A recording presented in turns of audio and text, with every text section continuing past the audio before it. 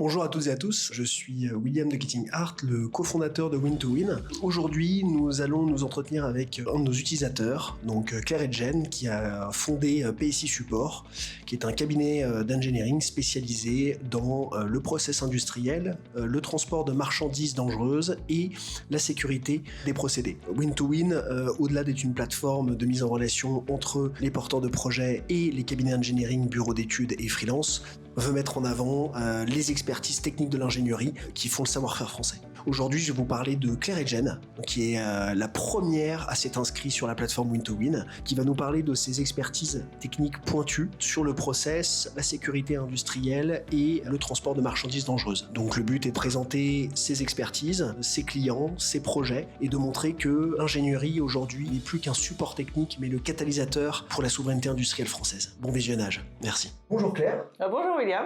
Merci d'avoir accepté notre invitation. Comme tu le sais, on donne la parole à nos utilisateurs.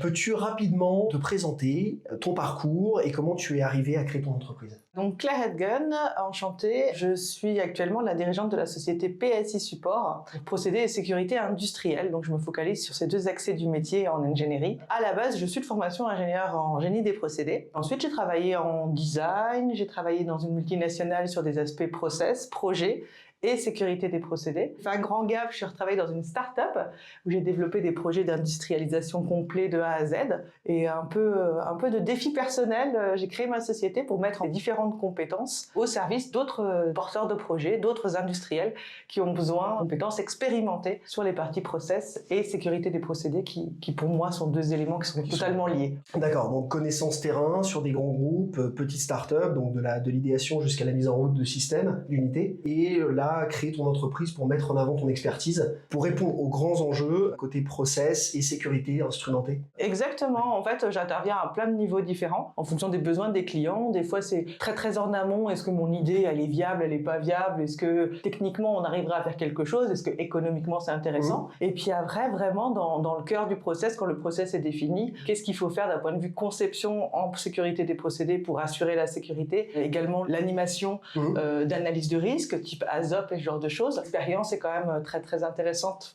d'avoir des gens expérimentés pour faire ce genre de choses. Les grands industriels, même s'ils faisaient des trucs un peu moins verts, ils se sont posés les mêmes questions à un moment ou à un autre, donc on refait ce qui marche dans d'autres types de structures. Est-ce que tu peux nous détailler un petit peu plus en détail tes trois types d'expertise? C'est un peu le nom de la société, PSI. Donc en fait, à la base, c'est le process. Le process, c'est mon métier d'origine, on va dire, que j'ai gardé. C'est vraiment du design de solutions, du design d'équipement, de la validation technique. On est sur vraiment les tuyaux, les réacteurs, les colonnes à distiller, le cœur du savoir. En deuxième volet, ça va être la sécurité des procédés. C'est comment faire fonctionner tout ça en assurant la sécurité des personnes qui y travaillent, la sécurité des riverains, donc plus dans le cadre de sites type ICPE ou Céveso, ce genre de choses, et également la sécurité de l'environnement. Donc c'est définir les bonnes sécurités instrumentées aux bons endroits, valider quels sont les niveaux de sécurité qui doivent être atteints, trouver comment faire, modifier le process s'il y a besoin pour répondre à cet enjeu-là. Dans la partie sécurité, je mets également toute la partie transport de marchandises dangereuses, qui est l'une de mes spécialités.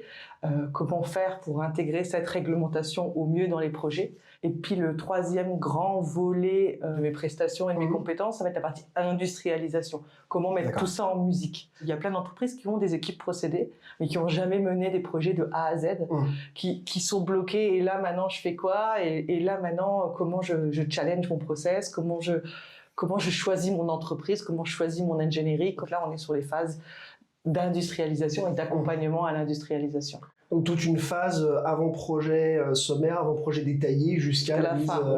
Même accompagner aussi l'industriel qui a un besoin, un projet d'industrialisation, de pouvoir aussi l'aider et le guider dans son cahier des charges pour choisir les bonnes sous-traitants. Tout à fait, oui, parce qu'il y a, c'est ça, c'est vraiment, il y a là cet aspect accompagnement à l'industrialisation, aussi bien travailler sur les différentes études d'ingénierie que accompagner. Souvent, ça va être plutôt des petits porteurs de projets, dans ce cas-là, des startups, ce genre de choses, qui ont jamais fait et qui savent même pas les entreprises à consulter. Donc, le fait de l'avoir déjà fait plusieurs fois permet de structurer, de lancer des consultations et de les accompagner là-dessus. Et ensuite, l'ingénierie peut être réalisée tout à fait par des cabinets traditionnels. D'accord. Donc vraiment, c'est ces 3 volets, l'aide à l'industrialisation, le process et la sécurité dans son ensemble. C'est vraiment le fil conducteur. Hein. D'accord. On part de l'idée jusqu'à la construction. C'est vrai que faire appel à des cabinets qui ont des expertises très techniques, comme toi, ça leur permet justement de redimensionner, de sortir un petit peu de leur usine. Et en fait, tu épaules les équipes techniques, parce que tu n'es pas seul.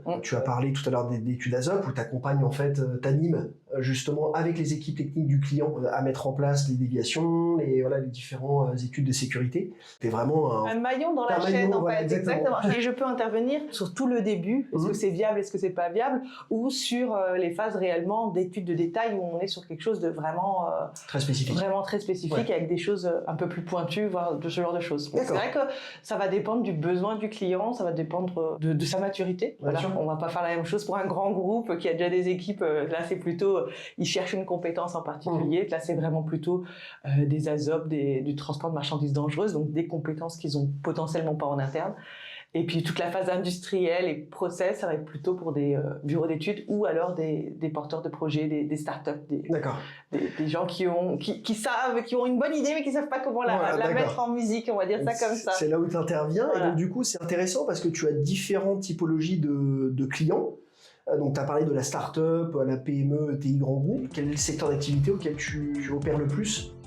Alors, je suis en train de regarder un peu mes clients, je les passe en revue. Je suis plus sur des porteurs de projets, donc plutôt des startups et des petites entreprises. Ouais. Et dans la chimie, beaucoup en ce moment dans les énergies. Énergie renouvelable, bio-CO2, tout ce qui va se découler. Là, on est beaucoup dans le monde actuellement avec les SAF. Les e-fuels, tous les projets, les gaz verts, ce genre de choses. Là, en ce moment, c'est beaucoup là-dessus. J'ai un passé très gaz et hydrocarbures liquides. Donc, en plus, du gaz de la méthanisation ou du gaz d'une raffinerie, en soi, le risque est le même. Et ça se traite un peu de la même manière, même s'il y a des gros avantages sur l'autre voie de production. Oui. Mais en soi, c'est vrai que l'expertise, elle est plutôt dans ce domaine-là.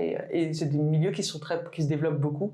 Avec plein de super projets, mais voilà, pareil, la mise en fonctionnement de ces projets. Ouais. Bien sûr. Tu es présente de l'idée jusqu'à la réalisation pour aider donc, tes clients qui ont des idées innovantes, mais qui bloquent sur la mise en œuvre. Comment tu interviens dans la phase de faisabilité d'un projet ?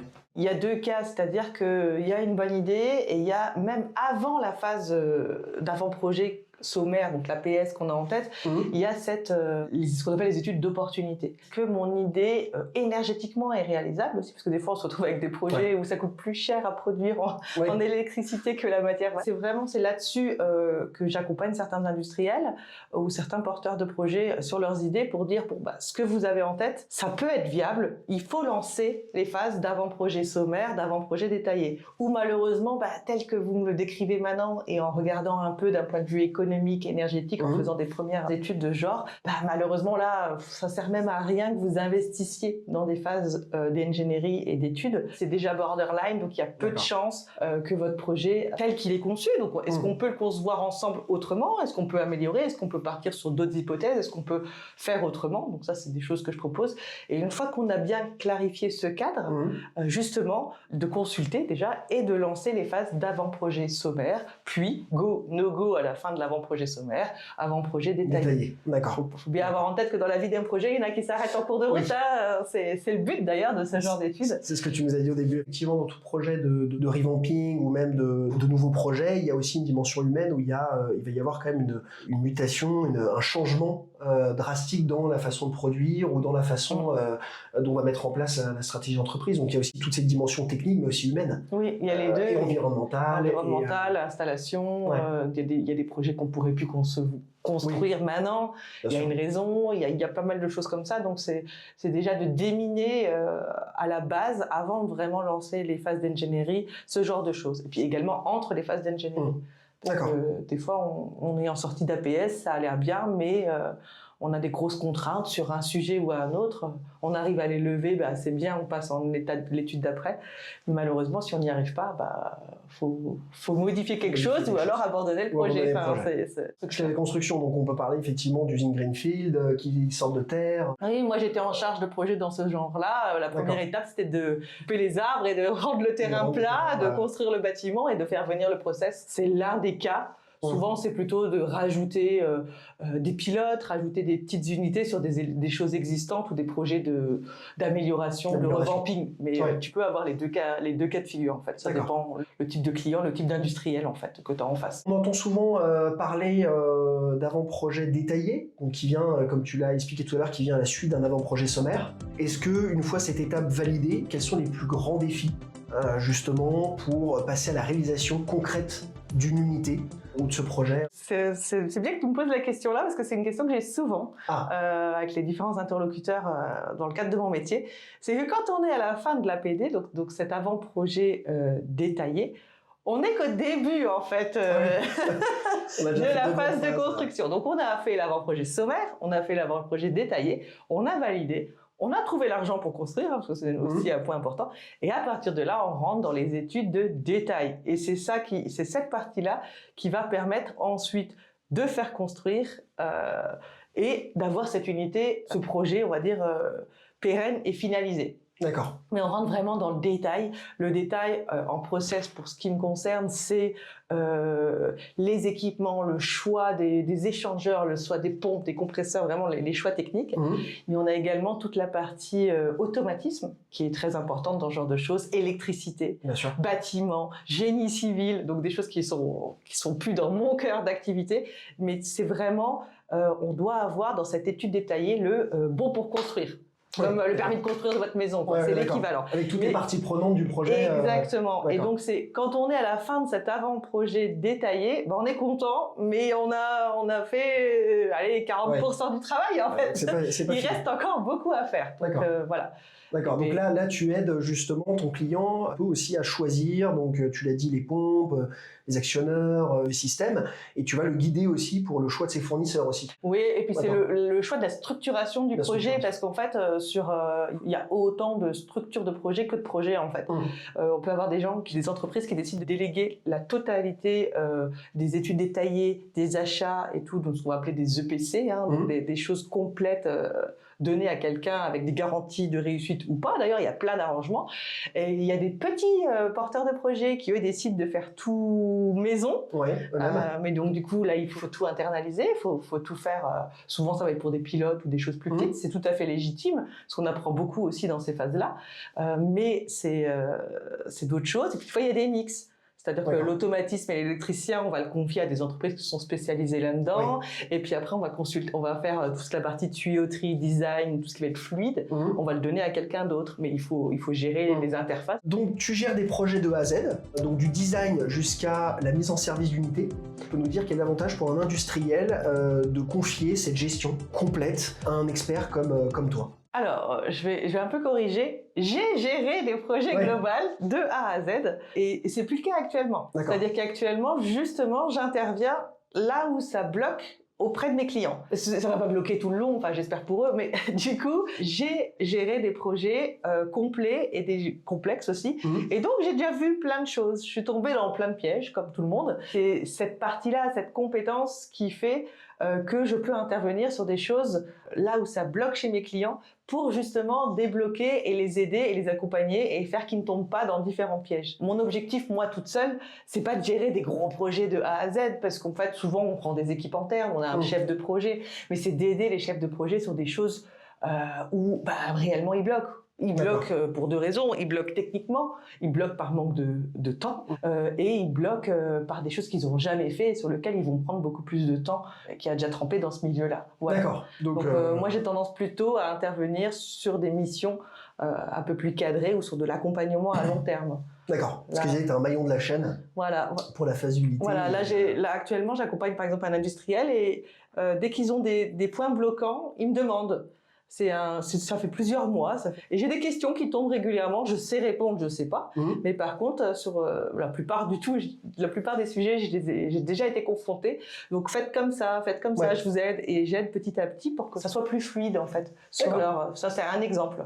D'accord. Il y a aussi une grosse partie, parce qu'on ne peut pas parler d'industrie sans parler de risque. Tu es ASOP Leader. Est-ce que tu peux nous expliquer un petit peu en quoi ça consiste? Parce que c'est un métier, c'est une expertise qui n'est pas très connue. ASOP Leader, ou Chairman, il y a les deux termes qui sont utilisés, c'est la personne qui anime la réunion d'ASOP. D'accord. Et donc, qui fait que les gens autour de la table, donc on constitue une équipe multidisciplinaire.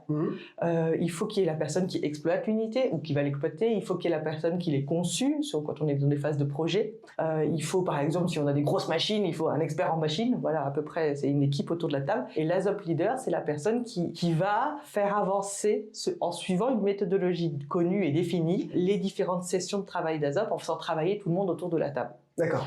Effectivement, ASOP Leader te permet, au-delà de la technique, comme tu as dit, tu étais de l'autre côté de la table, c'est aussi le chef d'orchestre. Je l'avais vu dans mes expériences passées où effectivement les clients j'ai un petit peu redouté un petit peu de faire des ASOP parce que il fallait confronter toute la technique autour de la table et ça pouvait prendre des heures pour que tout le monde soit d'accord et que justement le chairman, l'ASOP Leader est là pour tout. Il est là pour animer, c'est ça le but. Ouais. Après, moi, j'ai déjà été confrontée à des ASOP leaders qui ne connaissaient strictement rien en process, mais qui avaient la méthodologie. Et du coup, j'avais trouvé ça... Alors, il y en a, et je pense qu'il y en a qui sont compétents, comme dans tout, mais moi, le recul que j'avais, c'est que j'avais quand même trouvé ça difficile. Animer des réunions quand on ne comprend pas ce qui se passe pendant la réunion, à quel moment on met fin au scénario, à quel moment on dit, bon, on s'arrête, on revient dessus, si on n'a pas compris les discussions. Et donc, c'est vrai que moi, je suis quand même spécialisée dans l'animation de ce genre d'analyse de risque sur des procédés fluides.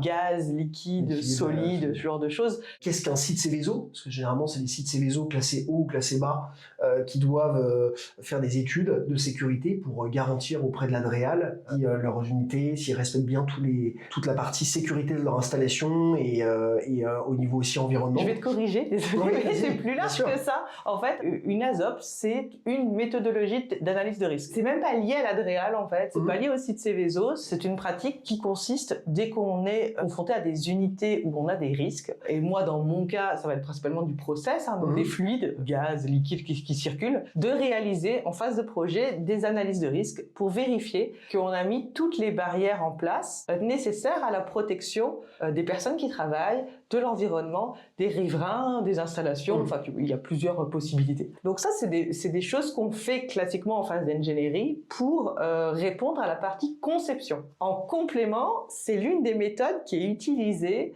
pour définir des scénarios et ensuite pour mener des études de danger demandées par l'Adréal dans le cadre de sites ICPE. Comment tu arrives à te faire connaître pour accompagner les industriels aujourd'hui? Actuellement, on va dire que quand on se lance comme moi en indépendant, il faut un bon réseau.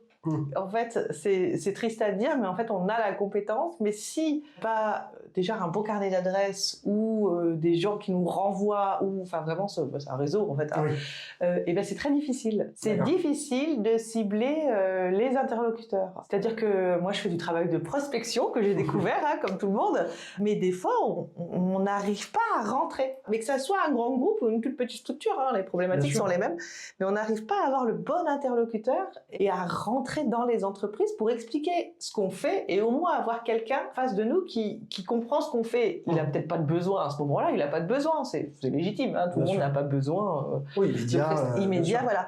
Mais c'est vraiment de réussir à rentrer dans les entreprises et avoir le bon interlocuteur que je trouve personnellement plus difficile. D'accord. Moi, je démarche en réseau, partie, on va dire LinkedIn, ce genre de choses, en salon, dans des salons spécialisés. Mais c'est vraiment, en tout cas, je trouve que le point bloquant, c'est ça.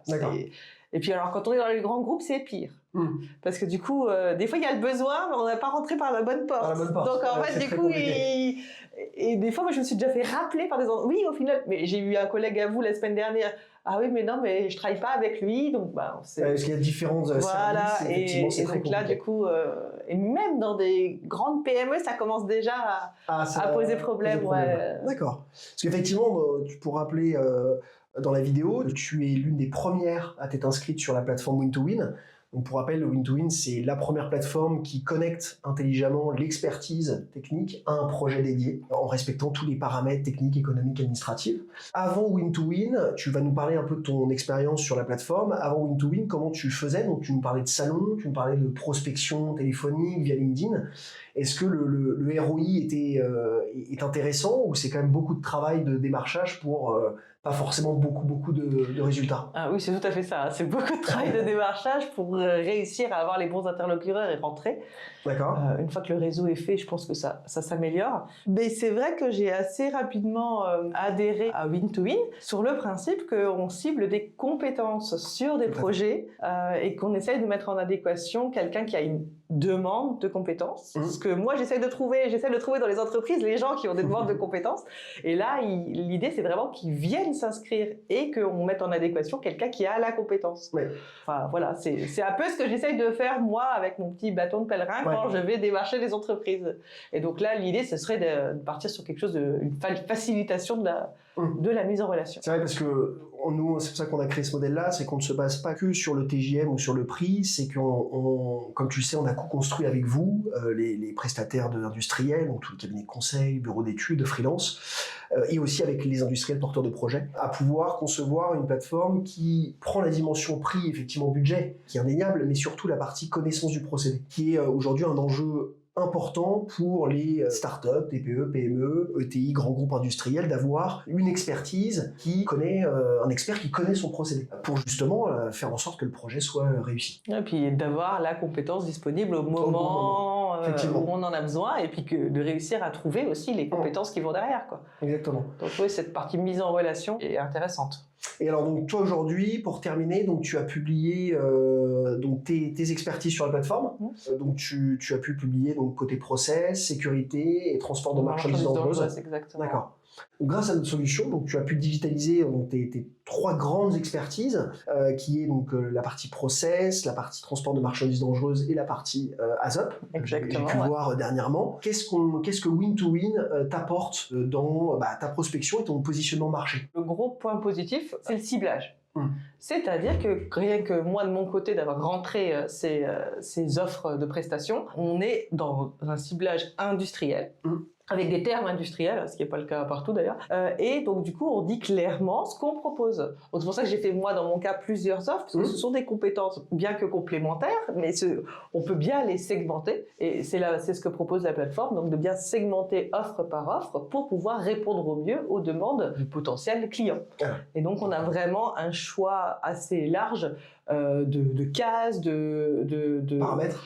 Merci, je trouvais que c'était mon terme. On a un large choix de paramètres pour pouvoir configurer nos offres, et l'objectif c'est qu'elles ressortent quand quelqu'un a la demande. Mais du coup de pouvoir découper comme ça, j'ai trouvé ça très intéressant, et je pense que c'est pertinent. Parce que souvent, si je devais décrire ce qu'on vient de décrire aujourd'hui, mon activité sur une seule offre, c'est imbuvable en fait, parce qu'il y a trop de choses, et puis d'un autre côté, ça fait 20 ans que je travaille, donc c'est normal qu'il y ait trop de choses. Et donc du coup, de pouvoir vraiment cibler des compétences, ça a un vrai plus pour, je pense, les gens qui ont des besoins en compétences. Win2Win, c'est de devenir le marché exclusif industriel, de devenir un réflexe pour un porteur de projet complexe, de venir déposer son projet et de pouvoir trouver le bon prestataire pour répondre à toutes ses exigences et faire en sorte que son projet soit une réussite. Très bien. Merci beaucoup Claire. Merci William. À cette interview. J'espère à très bientôt et on se revoit sur la plateforme d'ici là. À bientôt. Merci, à bientôt. Voilà, cette interview est terminée. J'espère que vous avez profité, que vous avez appris beaucoup de choses. N'hésitez pas à vous inscrire sur la plateforme win2win-france.fr pour mettre en avant vos expertises ou alors mettre en avant vos projets industriels. La semaine prochaine, nous parlerons de la cybersécurité industrielle avec un de nos utilisateurs. Merci beaucoup. Au revoir.